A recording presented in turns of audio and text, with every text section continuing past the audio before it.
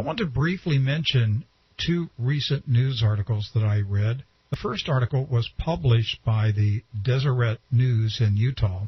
By the way, Deseret is the name the Mormons wanted to give the territory that is present-day Utah. It means honeybee.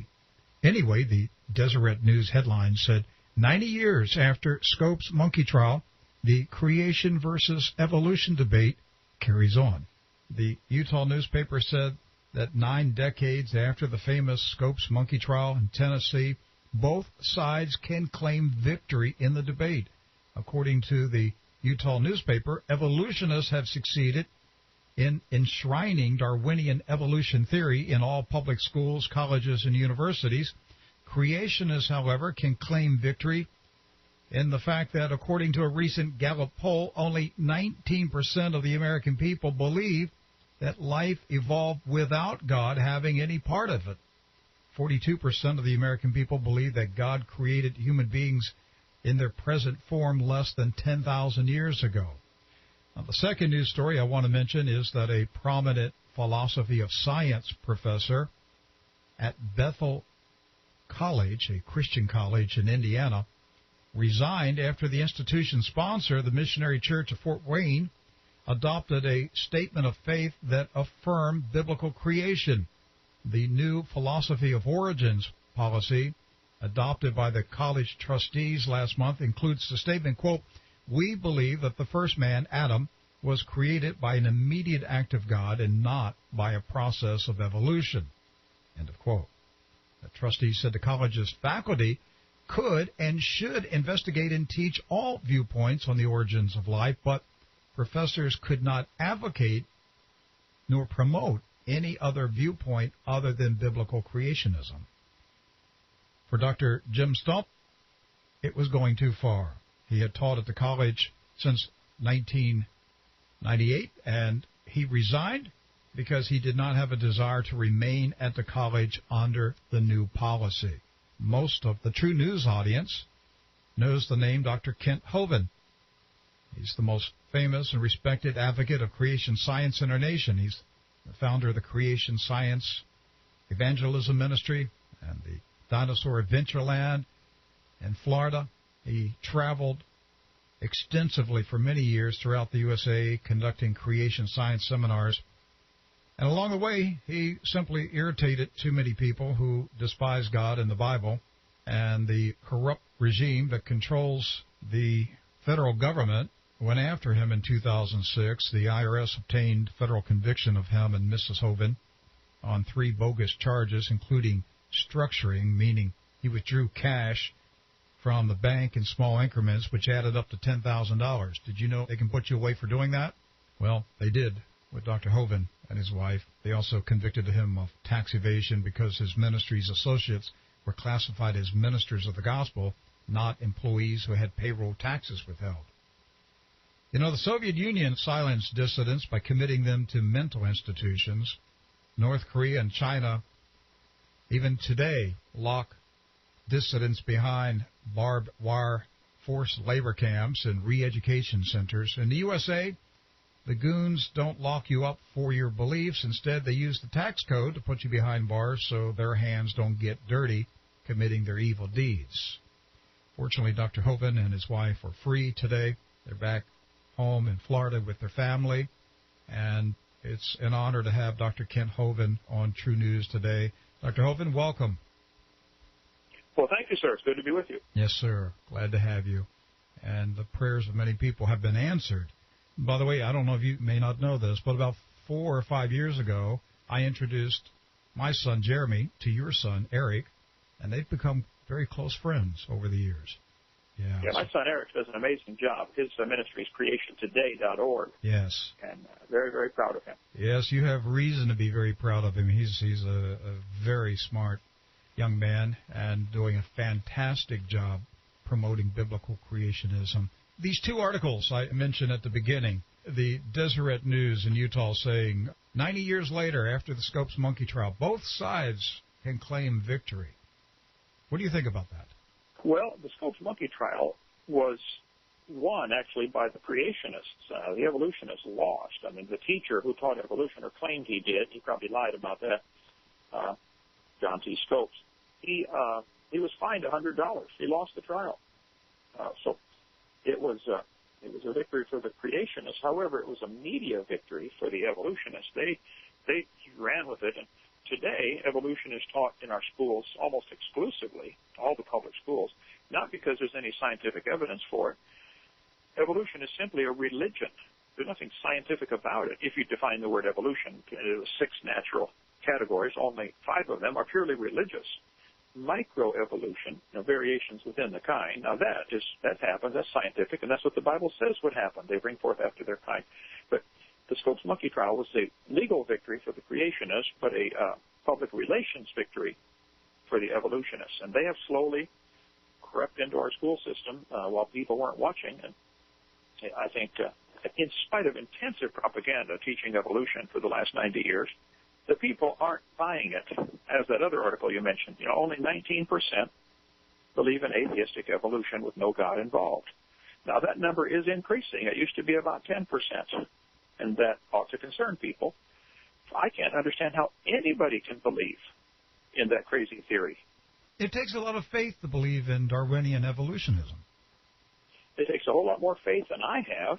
Every farmer on planet Earth counts on evolution not happening. I mean, when he plants his corn, he expects to harvest corn.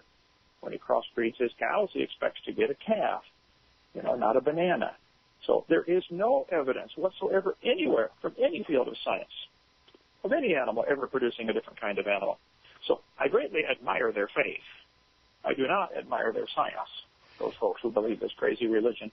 One fact about the Scopes monkey trial 90 years ago in Tennessee is that the lead attorney who defended biblical creationism, which was the accepted view in the United States, the lead attorney was the famous orator William Jennings Bryan, 3 times presidential nominee of the Democratic Party. And that just shows us, Dr. Hovind, how far certain segments of America's political establishment have drifted away from their roots. In the 1920s, it was in the Democratic Party, it was an accepted belief that the Bible was true. And the man who carried the Democratic Party banner in 3 elections for president, William Jennings Bryan, he was the star prosecutor on behalf of biblical creationism. Oh, yes, I know. But he did not defend the biblical view exactly. He said, I'm not sure how old the earth is. It might be millions of years old. He really blew it on that point. But if you read the trial, there's a book, it's the whole transcript of the whole trial. He did a pretty good job, The atheist, Clarence Darrow, really, I think, made a fool of himself, showing. But he wisely kept the pressure on the creationist instead of trying to defend his own theory, because evolution theory cannot be defended. It's not only dumb, it's dangerous. We teach the kids they're an animal, and then we sit back and wonder, why are they acting like animals? Well, duh, look what you're teaching them. It all ties right in. Another fact that the progressives and the atheists and the socialists today don't want anybody to know is that Charles Darwin was an avowed racist. They don't tell us the full title of his book. Well, they're embarrassed by it, and they should be. Darwin's book, 1859, was The Origin of Species by Means of Natural Selection, or the Preservation of Favored Races in the Struggle for Life. Darwin was a racist, and that was acceptable back then. Most people were. I mean, we had slavery in America. But the whole theory supported the idea that there are races that are superior to other races. And out of that doctrine came eugenics. And the leader of the eugenics movement was the founder of Planned Parenthood. And what are we dealing with right now this week?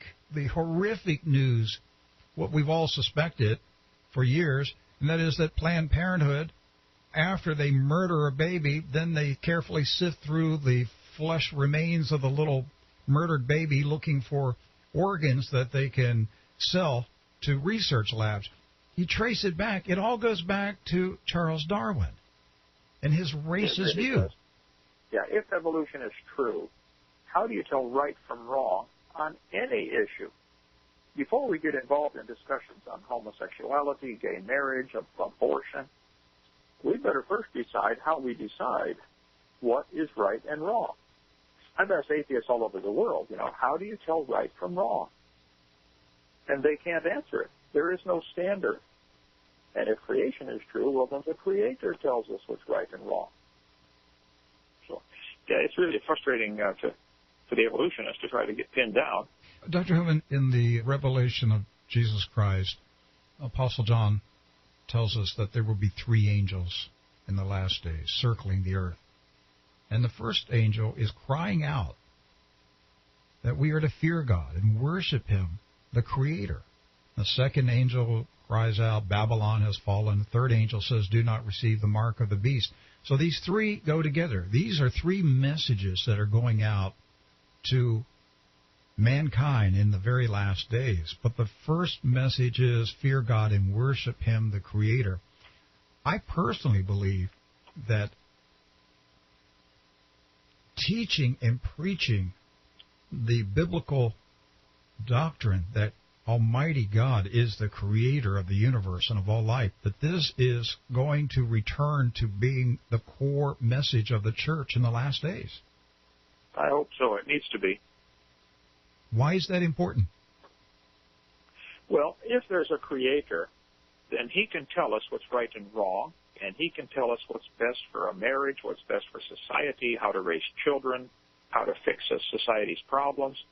We have a whole multiple millions of people around the world that are floundering, trying to figure out, right from wrong. It's chaos out there because they've lost the standard. They don't believe there's a creator to tell them. That's what our ministry, drdino.com, as I spoke for years on dinosaurs and the Bible, trying to just get back to common sense answers. Hey, God made the world. He owns it. Read His book and do what He says, and everything will work out fine. Our world is in chaos, and it's precisely because we've abandoned the Creator. Satan could not do the damage to society that he's done in the last 50 years without first separating men, women, and children from their Creator. Correct. That's what he did in the Garden of Eden. He came to Eve with 3 simple lies. His first one was, yea, hath God said. He questioned what God said. And he always does that. He tries to take God's words and twist them. He tries to get people to doubt what God has said. And he always works very strongly in that area, questioning. Are you sure God said that? Is that really what that means? And then he said, Eve, you can be like God. Deify mankind, which is really what evolution is. It's a philosophy, a religion that says man is improving and we're getting better, and someday we're getting stronger and smarter, and we're going to sail around the universe and discover new life forms like Star Trek. It is a pure satanic religion, evolution is, that teaches man gets to be God one day. And it's obviously not working very well. Dr. Hovind, does any museum anywhere in the world have a skeleton of a prehistoric human being? Well, you have to define what you mean by prehistoric. And there are certain areas of the world that still don't keep records of their history, so I suppose yesterday is prehistoric for them. So do they have, they claim, okay, we came from apes and we evolved. Does any museum in the world have an actual full skeleton of a so-called caveman? No, there is no evidence any place on planet Earth of any ape or monkey producing anything other than its kind. Monkeys are still having babies today. Why don't they have a half-human now? Well, we can see it. So the first thing to consider is it's not observed any place on Earth today. So that's why they look to the fossils found in the rocks. And so they find a bone or a tooth or something and say, oh, wow, this is proof that it happened. And I say, guys, wait a minute. No bone found in the dirt can prove anything like that. If you find a bone in the dirt, all you know is it died. You cannot prove it had any children that lived. You can't prove it at all. So no fossils count as evidence for evolution. But to answer your question, there are no bones in any museum, any place on planet Earth, or in any textbook that would stand up in a court of law as evidence that monkeys or apes turned into humans. None. It's a giant lie. But I can open up any high school textbook college textbook, and there are going to be photographs, images, drawings of a caveman. Where do they get this? They tell us it's real. There it is. There's the picture of it. Where do they get it? It's pure imagination. They have a vivid imagination and a great artist. That's all they've got. But they can't produce a skeleton. No. And they will say, well, it's because we haven't dug up the whole world yet, so send more money so we can keep digging. Rather than face the obvious, hey, guys, it didn't happen. They want so badly for it to be true that they're going to keep searching. They'll keep searching. They don't get it. Have the evolutionists been caught presenting fake evidence? All the time. I have a whole video, 3 hours long, called Lies in the Textbooks that shows many, many things. To teach that the human embryo has gill slits. That was proven wrong in 1874. The baby growing in the mother does not have gills like a fish. Those are folds of skin. I've got the same thing when I bend my arm at my elbow. I have folds of skin. I can't breathe through them at all, I assure you. So it's got nothing whatsoever to do with evolution. But they're so desperate for any evidence to support their theory that they will keep teaching the lies. I mentioned in a debate I did one time, I've done 105 now, debates with atheists and evolutionists. I mentioned that, I covered 30 or 40 lies in his textbook that he was using in his class. And when I got done, he said, well, Hovind is right. These things are not true. But, Hovind, I got a question for you. What are you going to replace them with? I said, excuse me? You mean we can't take lies out of your textbook that support your theory unless I find a replacement for your theory? Think about it. Maybe you should get a new theory. I don't need to find evidence for you. I think your theory is dumb. Why would I want to find evidence for that? There isn't any. It's not true. So, anyway. What they have in their favor is they have the full force and power, might and wealth of the United States government, which gets its money from us. They appropriate it through one means or the other out of our pockets, and then they use our money to promote propaganda against what we believe as a people. And then they have the full power and might of the educational institutions, the news media, the entertainment industry, Hollywood, and so forth. And they simply say, we don't care what you believe. We're telling you what you're supposed to believe. And we're just going to making you pay for it. And we're going to make you pay for it. You're going to give us your children, and we're going to re-educate your children against your religious beliefs, and we're going to turn them into little atheists. And it's happening. So what can we do? Well, I don't think we're going to change the system from the top. But if we can educate all the people who they just simply won't believe the propaganda, I cannot clean up all the dirt in the world, but I can learn to be careful where I step. And I can teach my kids to be careful where they step. So you're not going to get all this stuff out of the textbooks by tomorrow morning. So teach your kids the truth so it won't affect them. You can't kill every germ in the world, but you can build up your own immune system where they simply don't affect you. So my video series is 18 hours long with me talking as fast as I can go and using over 7,000 slides in PowerPoint, teaching about the creation, the flood, the scientific evidence supporting the Bible. And people that watch that, you can get it on drdino.com, they really have their faith strengthened, which is the purpose. Or I just been home for 3 weeks now. I've got a YouTube channel, Kent Hovind Official, that has all kinds of videos up there about the creation and doing a broadcast almost every day on answering questions. So I really want to help these students make it through this minefield that they're facing as they go through public school especially. It's sad that the lies are in there. It's sad that they're teaching this religion in school. It's even more sad that everybody has to pay for it. But I don't think we can fix it by tomorrow, so let's inoculate the kids with the truth. Dr. Hovind, my son Jeremy owns a film company, and he's traveled around the world filming historical sites regarding creation versus evolution.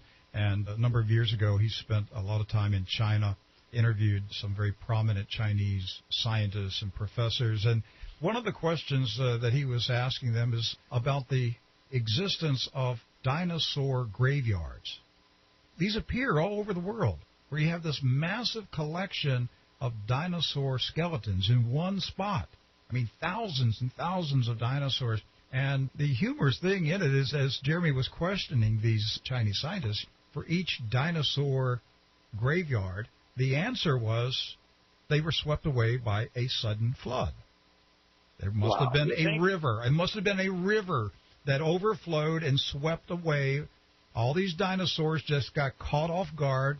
They drowned, and they were swept down the river and then deposited hundreds of miles away. You know, Jeremy's asking these scientists, well, okay, so this dinosaur graveyard over here in this region, that was a sudden flood, and this one over here, that's another sudden flood, and then, you know, another sudden flood in another country, and so forth. He's like, doesn't this sound like maybe there was like one big sudden flood? What's so hard about this, Dr. Hovind? It's so simple. Well, in 2 Peter chapter 3 in the Bible, it says the scoffers in the last days will be willingly ignorant of the creation and the flood and the coming judgment. They don't like the idea of a creation because that means, you know, God's the creator and he makes the rules. They don't like those rules. They don't like the idea of a flood because that clearly demonstrates God has authority to judge his creation if he wants. They don't like that. So they're going to come up with any stupid story they come up with to avoid the obvious. Sure don't like the idea of a coming judgment. That's a really good point, that the closer we get to the end of time and the second judgment of the human race, the closer we get to the day of the Lord, the more the God-haters will insist that there never was a flood. There never was a judgment on sin. That's it. They avoid that at all costs. And you could preach on that one. That's a powerful statement. Yes, it really explains why they are so adamant to attack creation. It is really because they are denying that God will once again judge sin. Right. It's a threat to their lifestyle. I was at Berkeley University. Nobody would debate me, so I just spoke out there and had, 1,000 people in the audience or whatever it was. And afterwards, this big old football player he was so angry. He was talking to me out at the sales table with my videotapes. And he said, evolution is a fact. I said, well, calm down, son, calm down. I said, let me ask you a question. Suppose what I said tonight was true. Suppose the creation story was true. Suppose there's a creator. Suppose he wrote a book and preserved that book for us today. And suppose it is the Bible. If you chose to believe all that, would that affect your lifestyle any? He said, totally. That would change everything about my lifestyle. I said, all right, well, let me ask another question. Have you accepted evolution theory because you really have some evidence or because you like the freedom from God? There's no excuse to reject the Creator. God created things. So people really don't want God telling them what to do. That is the bottom line. That's the only reason I can think of anybody would accept the idea that we all came from a rock 4.6 billion years ago. Only reason they would accept that.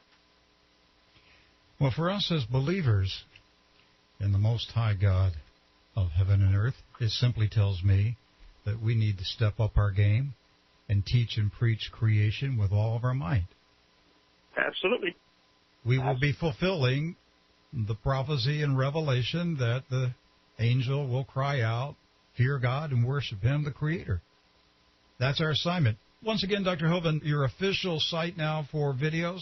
They can go to YouTube, and I do a program every day or sometimes two a day, and catch up and send in questions. That's Kent Hovind, K-E-N-T, with a T on it. Hovind, H-O-V, victory, I-N-D, like David. Kent Hovind, official. And they can go to creationtoday.org and get my videos if they'd like. There's a 2 Peter 3 website that deals with my material.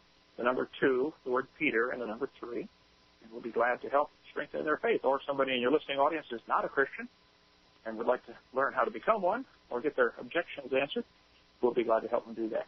All right. Thank you so much, Dr. Kent Hovind. You're welcome.